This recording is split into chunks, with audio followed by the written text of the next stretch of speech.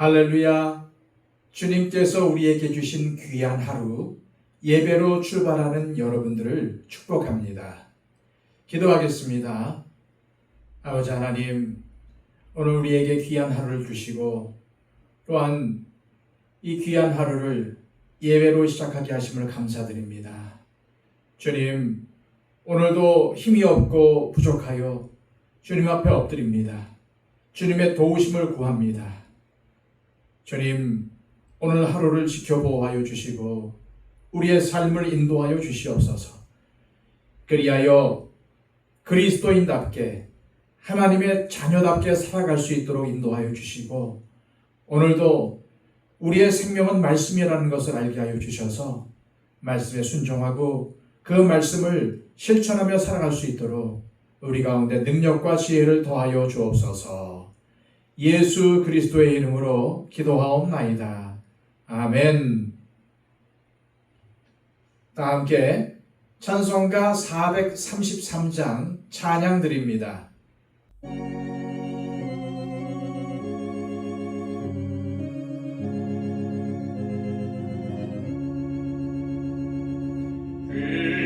귀하신 주여 날 붙드사 주께로 날마다 더 가까이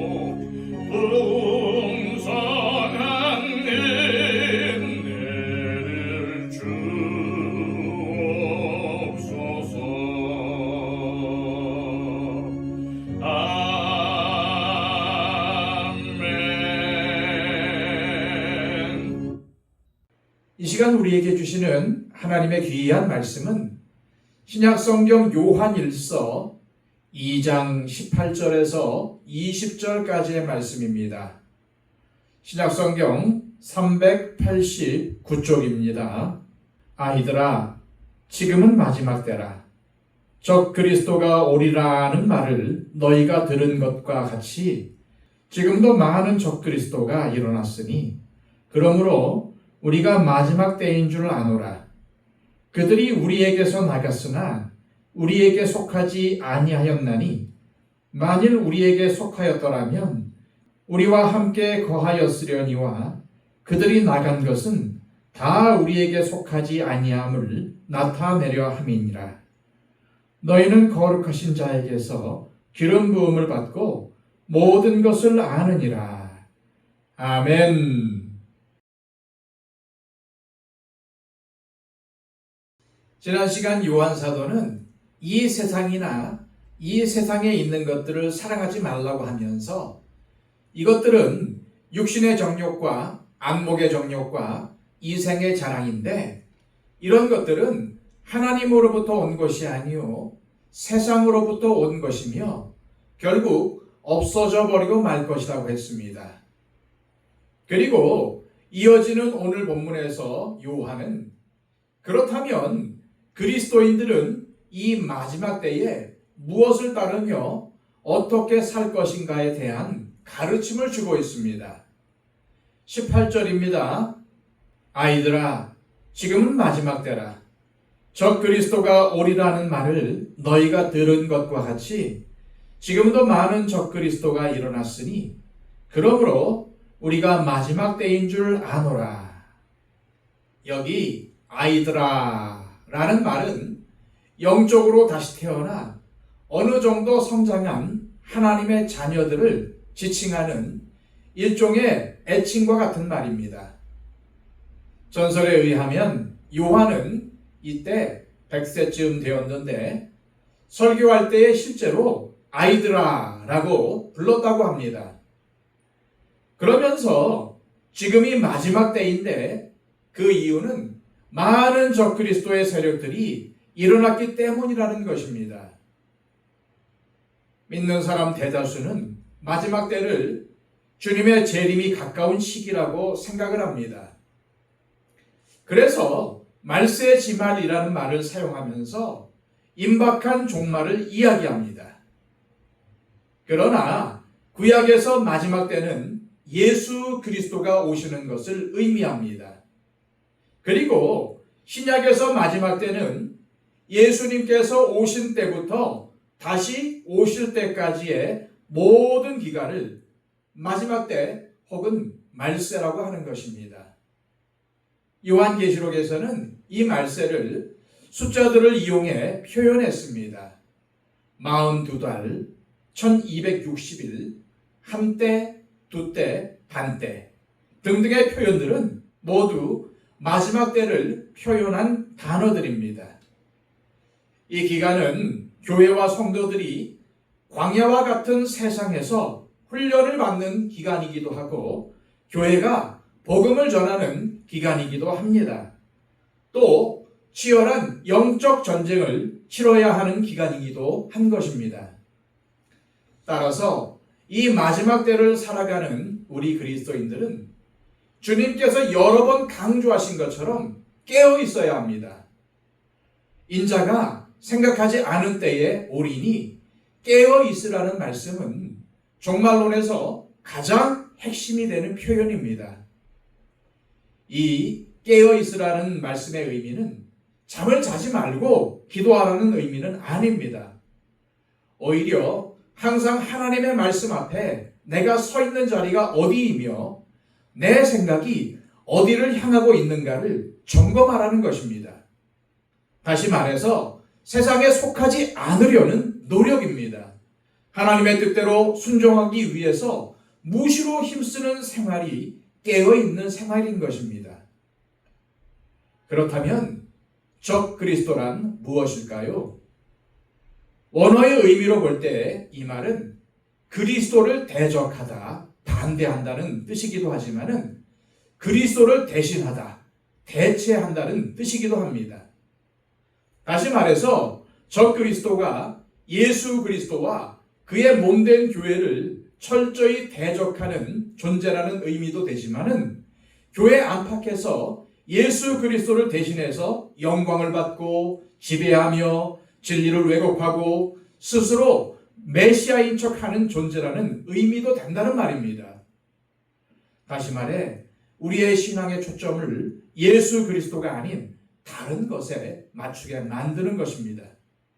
그것이 사람이든 사상이든 어떠한 물건이든 아니면 어떠한 종교나 도덕이라 할지라도 성도를 예수님을 바라보는 신앙의 시각에서 돌이키게 해서 다른 것들을 바라보게 만드는 것이 적 그리스도인 것입니다. 그런데 중요한 것은 마지막 때라고 불리는 말세에는 항상 적 그리스도의 세력들이 왕성하게 일어난다는 것입니다.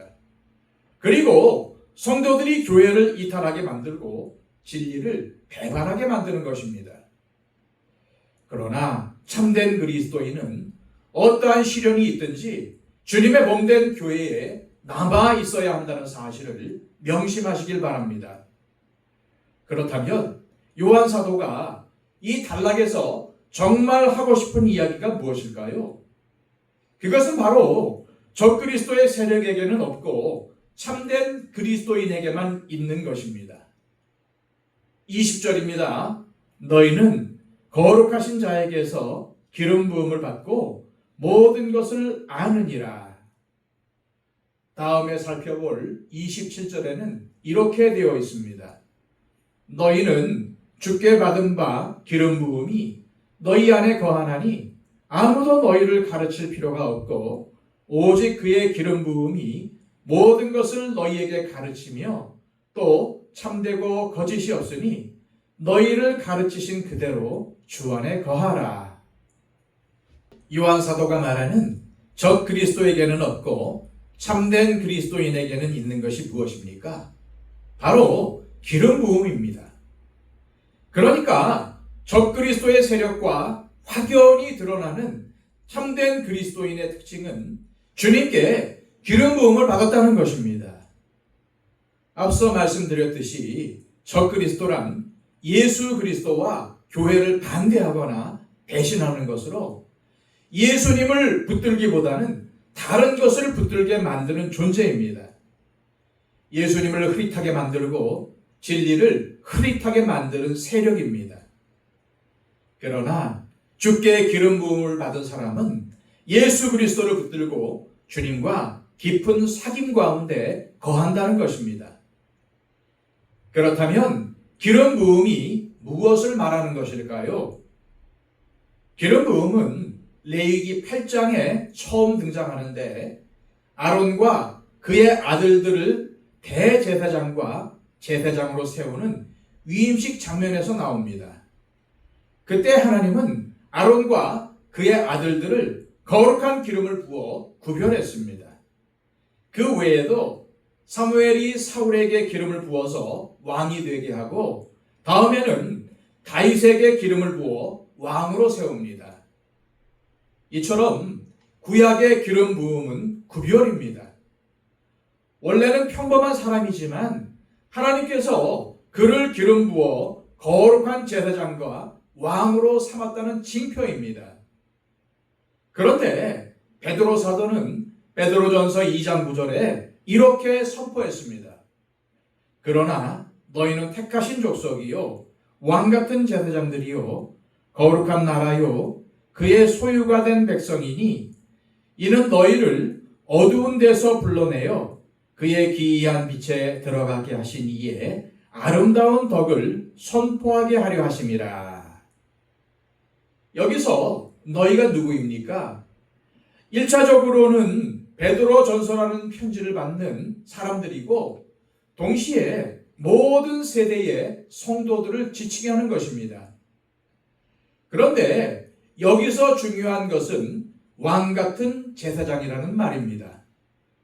원래 제사장은 하나님과 이스라엘 백성들 사이에서 중보 사역을 하도록 거룩하게 구별된 사람들이었습니다.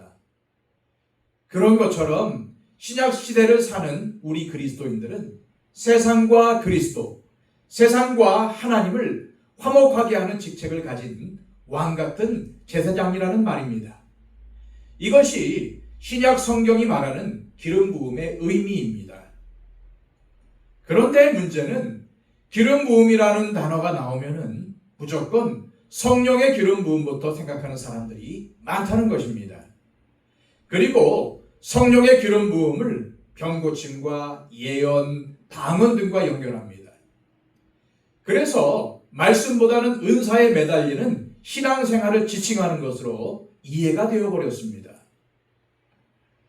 그러나 기름 부음은 20절의 말씀처럼 성령님에게서 받는 것이 아니라 거룩하신 자에게서 받습니다.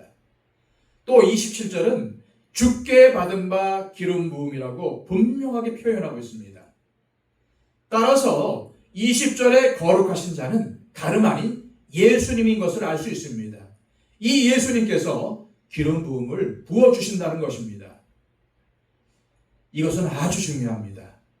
만일 성령님께서 기름을 부으신다면 성령이 아닌 또 다른 어떤 것을 받는 것일 수 있습니다. 그러나 예수님께서 기름을 부으신다면 그 기름은 바로 성령님을 의미합니다. 즉 성령님께서 우리 속에 들어오셔서 내주하시는 것을 기름 부음이라고 표현한 것입니다. 그러므로 예수 그리스도를 구주로 믿고 순종하는 사람은 기름 부음을 받은 사람, 즉 성령을 받은 사람이라는 사실을 잊지 마시길 바랍니다. 그리고 주께 기름 부음 받은, 즉 성령을 받은 참된 그리스도인은 하나님의 말씀이 그 안에 거하시며 하나님의 사랑이 그 사람 안에 있다는 사실도 기억하시길 바랍니다. 이 시간 기도하실 때 하나님 아버지, 우리가 살아가는 지금이 마지막 때라는 사실과 우리가 주께 기름 부음을 받았다는 것을 늘 기억하고 항상 깨어 마지막 때를 준비하며 주님과 교회를 대적하고 주님을 대신하려는 적그리스도의 미혹과 공격에 맞서 승리하게 하옵소서 기도하시기를 바랍니다. 111 기도를 통해서 우리의 기도가 필요한 많은 분들을 위해 기도해 주시고 특별히 초청 대상자들의 변화를 위해서 기도해 주시기를 바랍니다. 다 함께 기도하겠습니다.